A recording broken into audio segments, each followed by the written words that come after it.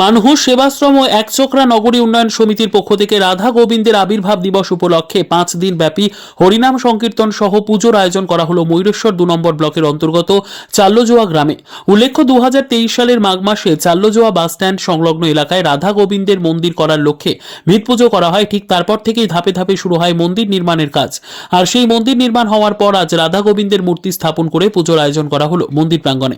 শনিবার সকাল 8টা থেকে বেলা 11টা পর্যন্ত চাল্লজোয়া বাজার থেকে চাল্লজোয়া গ্রাম পরিক্রমা করলো হরিনাম সংকীর্তন। ঠিক তারপর বেলা 12টা থেকে বিকেল 4টে পর্যন্ত চলে রাধা গোবিন্দ মন্দিরে পুজো পাঠ।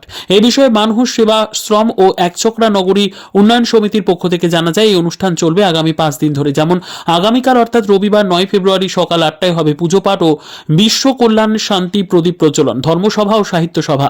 10 ফেব্রুয়ারি সকাল 9টা থেকে আরম্ভ করে অষ্টকালীন রাধা গোবিন্দের লীলা কীর্তন। 11 ফেব্রুয়ারি হবে সকাল 8টা থেকে কুঞ্জবন ও সন্ধ্যায় বাউল গান। এছাড়াও 12 ফেব্রুয়ারি অর্থাৎ পঞ্চম দিনে সকাল 9টা থেকে হবে কবিগান ও বেলা 12টা থেকে এলাকার ভক্তদের জন্য থাকছে মহাপ্রসাদের আয়োজন। মন্দির প্রতিষ্ঠা হলো চাল্লজোয়া গ্রামে, কেন প্রতিষ্ঠা করা হলো এখানে এবং আজ থেকে কেন পুজোটা শুরু করা হলো? আমি দীর্ঘদিন থেকে লক্ষ্য করছি এই এলাকায় মানুষের মধ্যে যে একটা মনুষ্যত্ব সব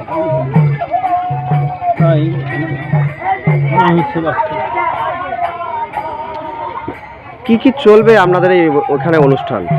এখানে চলবে মানুষের মনুষ্যত্ব যাতে ফিরে পায় সেই আপ্রাণ চেষ্টা চলবে।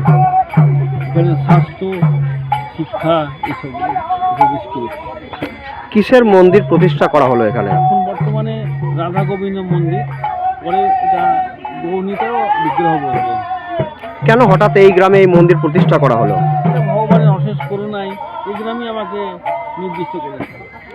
এই যে এখানে এত টাকা খরচ করে মন্দির প্রতিষ্ঠা, মন্দির ঠাকুর প্রতিমার বিগ্রহ নিয়ে আসা হলো, 5 দিন ধরে অনুষ্ঠান চলবে, নরনারায়ণ সেবার আয়োজন করা হয়েছে, এই খরচ কোথায় থেকে আসবে? এটা সম্পূর্ণ ভিক্ষার উপর। এই 5 দিনের অনুষ্ঠান, কেউ কোনো সরকারি অনুদান নেই, শুধু একমাত্র সাধারণ মানুষের ভিক্ষার উপর মন্দির এবং এই এত অনুষ্ঠান। এই মন্দিরে কি কোনো গুরুদেব আছেন? এখন এটাই আমি পরিচর্যা করি গুরুদেবের নির্দেশ মতো। কি নাম ও পরিচয় আপনার? আমার নাম হচ্ছে, আমার গুরুদেব নাম রেখেছে সহজানন্দ গোস্বামী। আপনার নাম? আমার নাম সহজানন্দ গোস্বামী। আপনার কি পদে আছেন আপনি? আমি এখন এই মানুষ সেবাশ্রমের আমি সভাপতি পদে।